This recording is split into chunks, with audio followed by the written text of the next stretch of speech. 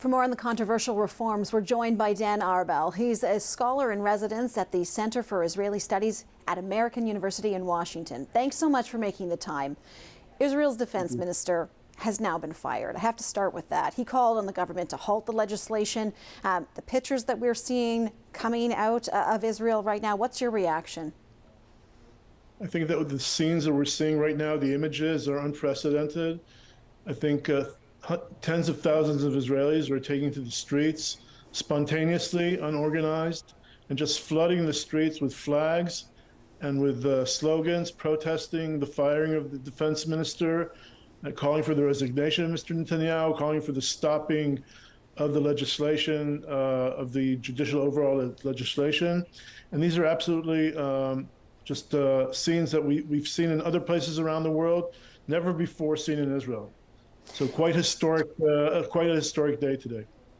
This is, I mean, we have been seeing the protests building for months now, really. But as you say, we have not seen this kind of presence in the streets. I was on your Twitter account and I saw that you compared the images to that of Tel Aviv in Egypt. I assume you're obviously referring to 2011 and the revolution in Egypt. Talk to me about why you think there is so much upset and has been for months and has built to this point.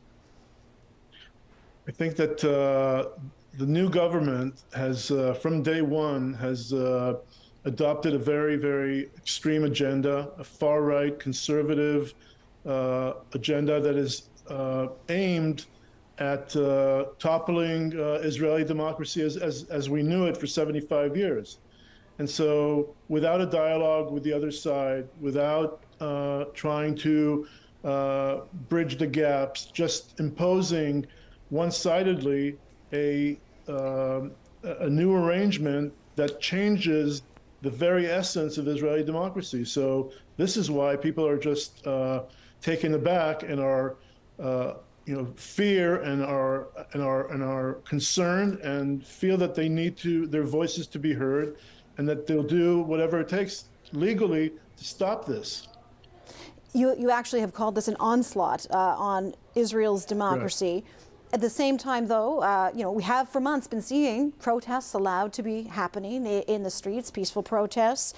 There have been promises to ensure that civil rights are going to be protected, that elections are in no way going to be under threat. You don't believe those claims, or why is it that you see these reforms as an onslaught on democracy? Let's start with the fact that this government was elected democratically, and there's no question about that. But the government has went far beyond the mandate that it received from the Israeli voters, and are trying to change the very delicate balance of the checks and balances system, tremendously weaken the Supreme Court, basically bringing all three branches of government, the legislative, the executive, and the judicial, under one umbrella, and that is the umbrella of the coalition. So the judge, they want to appoint the judges that will, at the end of the day, be making a ruling on Netanyahu's case. They want to have full control of all three branches. The Supreme Court of Israel has been a beacon of democracy, has been the defender of Israeli democracy, and they're trying to almost abolish it.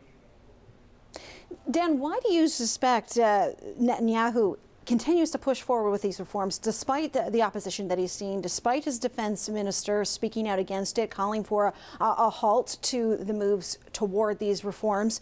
Why does, I have been reading he himself is potentially facing charges.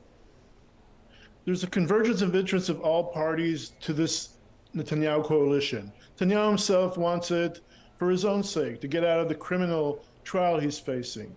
Other members are also facing other trials or other issues that they want a way out. But then you have the ultra-Orthodox that want this because they want a weak Supreme Court that can't force them to go to the military. And the ultra-nationalists want a weak Supreme Court that will not be able to intervene in expansion of settlements in the West Bank and in other aspects of human rights in the West Bank. So there is a convergence of interests of all those parties in the coalition that want to pass this legislation, and this is why Netanyahu is sticking to it. Dan, I It's have time. personal and ideological. Dan, I have time for one more question, but I kind of have two questions. One, I don't think I can let you go without asking you what these judicial reforms mean for the relationship with Palestinians. Also, I want to ask you what you think is going to happen next after the pictures that we're watching coming from tonight.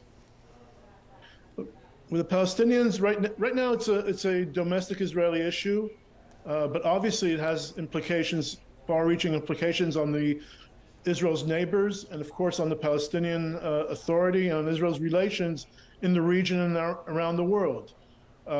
First of all, though, however, this is something that has to do with Israeli democracy, and it will have a bearing on the Palestinian issue, but perhaps further down the road.